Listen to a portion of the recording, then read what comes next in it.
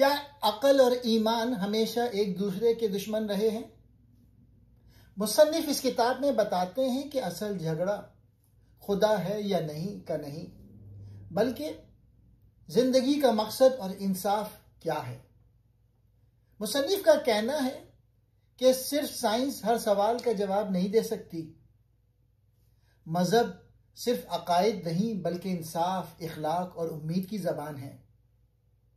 ایمان اندھی تقلید نہیں بلکہ دنیا کو بدلنے کا حوصلہ ہے۔ خدا کا سوال صرف آسمان کا نہیں بلکہ انسان اور اس کے دکھ درد کا سوال ہے۔ یہ کتاب ہمیں یاد دلاتی ہے کہ عقل اور ایمان کو لڑانے کے بجائے ایک ساتھ سمجھنا چاہیے، کیونکہ دونوں مل کر ہی انسان کو سچائی اور انصاف کے قریب لے جاتے ہیں۔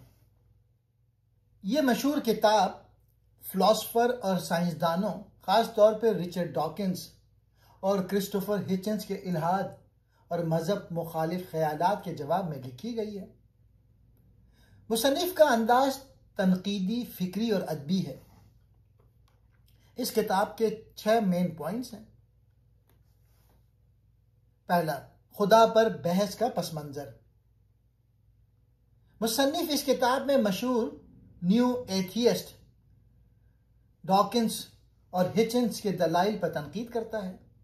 وہ کہتے ہیں کہ یہ لوگ مذہب کو بہت سطحی اور سادہ طریقے سے پیش کرتے ہیں، جیسے مذہب صرف اندھی تقلید یا توہمات کا نام ہو۔ دوسرا موضوع، ایمان اور عقل کا تعلق۔ مصنف وضاحت کرتے ہیں کہ مذہب اور ایمان صرف سائنس کے مقابلے میں ایک غیر سائنسی دعویٰ نہیں ہے۔ ایمان دراصل زندگی کے معنی، اخلاقیات اور انسانی وجود کے بڑے سوالات کا سامنا کرنے کا ایک گہرا طریقہ ہے۔ تیسرا، مذہب کا سماجی اور تاریخی کردار۔ مصنف کا کہنا ہے کہ مذہب نے تاریخ میں انصاف، اخلاقیات اور انسان دوستی کو فروغ دینے میں کردار ادا کیا ہے۔ وہ یہ بھی مانتے ہیں کہ چرچ اور مذہبی اداروں نے کبھی کبھی طاقت اور ظلم کے لیے بھی مذہب کو استعمال کیا، لیکن اس کا یہ مطلب نہیں کہ مذہب بذات خود منفی ہے۔ چوتھا موضوع، انقلاب اور ایمان۔ وہ مسیحی فکر میں محبت، قربانی اور نجات کے تصورات کو اہم سمجھتے ہیں اور کہتے ہیں کہ یہ تصورات سماجی انصاف اور مظلوموں کی حمایت سے جڑے ہیں۔ ان کے نزدیک مذہب اور انقلاب میں ایک ربط پایا جاتا ہے۔ پانچواں موضوع، نیچرلزم پر تنقید۔ مصنف نیو ایتھیزم کے اس دعوے کو رد کرتے ہیں کہ سائنس اور عقل تمام انسانی مسائل حل کر سکتے ہیں۔ وہ کہتے ہیں کہ سائنس ہمیں کائنات کے حقائق تو بتا سکتی ہے، مگر یہ نہیں سکھا سکتی کہ ہمیں ایک دوسرے کے ساتھ انصاف، محبت یا قربانی کے اصولوں پر کیسے جینا چاہیے۔ چھٹا اہم نتیجہ، کتاب کا مرکزی پیغام یہ ہے کہ مذہب کو صرف اندھے عقیدے یا بے بنیاد کہانیوں کی طرح نظر انداز کرنا علمی ناانصافی ہے۔ ایمان انسان کی زندگی میں اخلاقی اور وجودی گہرائی پیدا کرتا ہے اور اسے محض سائنس کی پیمائشوں سے پرکھنا درست نہیں۔ مصنف کی نظر پہ خدا پر بحث کو زیادہ سنجیدگی اور فکری گہرائی سے دیکھنے کی ضرورت ہے۔ سائنس اہم ہے، لیکن انسان کی پوری معاونیت کو سمجھنے کے لیے ایمان، اخلاق اور روحانی اقدار بھی لازمی ہیں۔ خدا پر بحث کا پس منظر۔ 20ویں صدی کے آخر اور 21ویں صدی کے آغاز میں نیو ایتھیزم کی ایک تحریک ابھری، جس کی نمایاں شخصیات رچرڈ ڈاکنز، کرسٹوفر ہچنز وغیرہ تھے۔ ان مفکرین نے یہ موقف پیش کیا کہ مذہب نے نہ صرف غیر سائنسی ہے بلکہ معاشرتی برائیوں، جنگوں اور تعصبات کی جڑ بھی ہے۔ خاص طور پر 9/11 کے بعد مذہب کو شدت پسندی اور دہشت گردی سے جوڑنے کا رجحان مزید بڑھ گیا۔ ان مفکرین نے اپنی کتابوں جیسے دا گاڈ ڈیلیوژن اور گاڈ از ناٹ گریٹ میں یہ دعویٰ کیا کہ سائنس اور عقل انسانی مسائل کے حل کے لیے کافی ہیں، اور مذہب صرف توہم پرستی ہے؟ مصنف کا جواب: مصنف ان دلائل پر تنقید کرتے ہیں اور کہتے ہیں کہ یہ خدا پر بحث دراصل مذہب کے گہرے پہلوؤں کو نظر انداز کرتی ہے۔ ان کے مطابق نیو ایتھیسٹ حضرات مذہب کو صرف سطحی رسومات اور غیر عقلی عقائد کے طور پر دیکھتے ہیں، جبکہ مذہب ایک وسیع تاریخی، اخلاقی اور فکری روایت رکھتا ہے۔ وہ یہ نکتہ اٹھاتے ہیں کہ اگرچہ مذہب کے نام پہ غلطیاں ہوئی ہیں، لیکن اسے صرف اندھی تقلید یا تشدد کا ذریعہ کہنا انصاف نہیں۔ ایمان اور عقل کا تعلق: ایمان صرف اندھی تقلید نہیں۔ ایگلٹن کہتے ہیں کہ ایمان کو اکثر لوگ اندھی تقلید یا توہم پرستی سمجھ لیتے ہیں، لیکن دراصل ایمان ایک فکری اور اخلاقی رویہ ہے جو انسان کی زندگی کے بڑے سوالات، زندگی کا مقصد، انصاف، محبت، قربانی سے جڑا ہوا ہے۔ عقل اور سائنس کی حدود: سائنس اور عقل ہمیں یہ تو بتا سکتے ہیں کہ کائنات کیسے کام کرتے ہیں، یعنی حقائق اور قوانین، لیکن یہ سوال نہیں حل کرتے کہ ہمیں کیوں جینا چاہیے یا کس بنیاد پر اخلاقی فیصلے کرنے چاہیے۔ ایمان بطور تکمیل: مصنف کے نزدیک ایمان عقل کا مخالف نہیں بلکہ اس کی تکمیل ہے۔ عقل حقائق کو سمجھنے کا ذریعہ ہے، ایمان زندگی کو معنویت اور مقصد دیتا ہے۔ ایمان کا اخلاقی پہلو: ایمان انسان کو انصاف، محبت، قربانی اور دوسروں کے لیے جینے کی ترغیب دیتا ہے۔ یہ چیزیں صرف سائنسی دلائل سے حاصل نہیں کی جا سکتی۔ غلط فہمی کی وضاحت: مصنف کے مطابق نیو ایتھیسٹ ایمان کو ایسے پیش کرتے ہیں جیسے یہ عقل کے مقابلے میں کھڑا ہے، لیکن دراصل ایمان اور عقل میں کوئی دشمنی نہیں، دونوں اپنی اپنی حدود میں ضروری ہیں۔ ایمان اور عقل کا تعلق تضاد کا نہیں بلکہ تکمیل کا ہے۔ عقل کائنات کو سمجھنے کا ذریعہ ہے اور ایمان انسان کو مقصد، اخلاق اور زندگی کے بڑے معنوں تک رسائی دیتے ہیں۔ مذہب کا سماجی و تاریخی کردار: انصاف اور اخلاقیات کا فروغ: مصنف کے مطابق مذہب نے تاریخ میں انصاف، رحم دلی اور دوسروں کے حقوق کی حفاظت پر زور دیا۔ خاص طور پر مسیحیت اور اسلام میں محبت، مساوات اور قربانی کے اصولوں نے انسانی معاشرے پر گہرا اثر ڈالا۔ مظلوموں اور کمزوروں کی حمایت: مذہب اکثر غریبوں، غلاموں اور مظلوم طبقات کے لیے امید اور حوصلے کا ذریعہ ہے۔ مذہب نے یہ تصور دیا کہ طاقتور اور کمزور سب خدا کے سامنے برابر ہیں۔ ادارہ جاتی غلطیاں: مصنف تسلیم کرتے ہیں کہ چرچ اور مذہبی اداروں نے بعض اوقات طاقت اور سیاست کے لیے مذہب کا غلط استعمال کیا، مثال کے طور پہ صلیبی جنگیں اور مذہبی جبر، لیکن ان واقعات کی بنیاد پر مذہب کو پوری روایت کو رد کرنا علمی ناانصافی ہے۔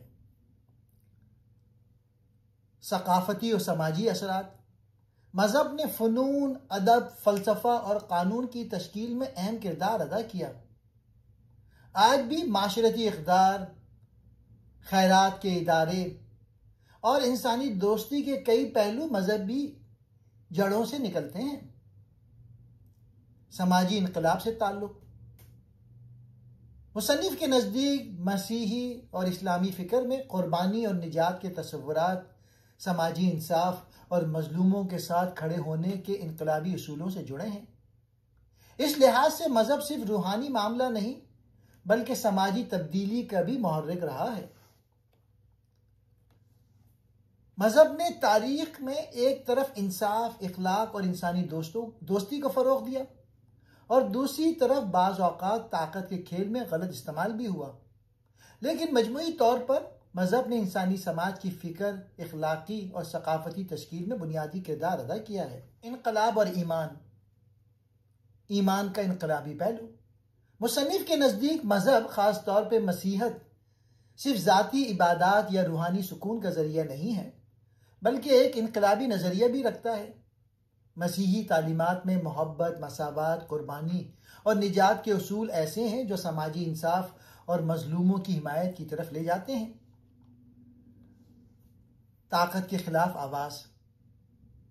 ایمان طاقتوروں اور ظالموں کے سامنے کھڑے ہونے کا حوصلہ دیتا ہے۔